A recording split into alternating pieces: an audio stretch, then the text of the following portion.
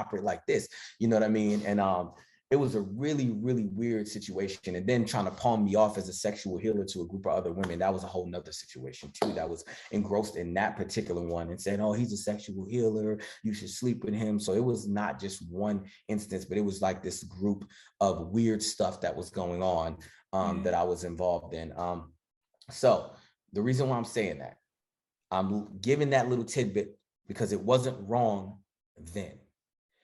It wasn't until I grew up and got out older that I realized, oh shoot, I was molested. Oh shoot, I was being groomed. Oh shoot, I was being pawned off as a sex object. You know, none of that hit me until later. So then when it all hit me, that's when I started to go through the emotions, then go through the emotions of that particular thing for years. Even though I went through my own sense of depression and things, other things, right, related to it, when I finally realized that this was wrong, I wasn't a teenager anymore. I was an adult in my 20s. I went to college and I was in a normal stuff. And then this when I started learning about, oh, this is what sexual assault and this, and I was like, oh my God. I was like, I'm a victim. I'm a victim of sexual assault. I'm a victim of molestation. I'm a victim. That's when everything really started to hit me and it became a reality, you know, and when that reality finally struck, it really bothered me. You know, it made me question a lot of things about myself. It made me extremely insecure. It made me feel like, am I really a man? Like I allowed myself to be, to be manipulated and controlled. And, you know what I mean? It was so many different factors that could hit you, and it affected my relationship with women.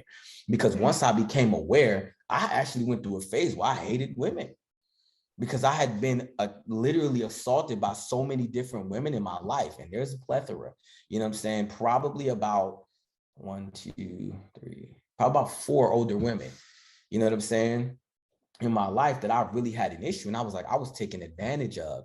I was manipulated, you know, I was, raveled into this whole situation that I had no understanding of. And because I thought, everything was okay, it was okay. And then when I finally got older, I was really upset. I was bothered. I was emotionally, traumatized. So I was like, I don't like women. You know what I mean? Not in a I like men situation, but as in I just don't like women. So I didn't realize I would start being aggressive in conversations. I would be, anytime they would say something, I'm snappy, I'm angry, I'm aggressive. Here's another way that I interpreted it. Everybody that told me that they loved me and cared about me had sex with me, right? So I started to interpret love in a sexual manner. So then when I would get close to females, I would think that now that I care about them, it's time to have sex.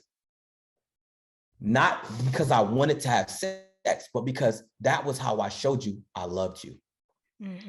And then there was a friend of mine who told me, they was like, hey man, chill out. And I was like, nah, like, are you not this? You know what I'm saying? I'm in my mind, I'm like, and I didn't understand it until they made me realize it. And one day I sat back and I was like, oh shoot. I was like, you know what? I was like, it's not that I want to have sex with you. I'm trying to show you that I love you, that I care for you. We've reached that point in our relationship. But anybody who has told me they love me and care for me took my body. So I felt like the ultimate sacrifice of showing love was giving you my body. You see?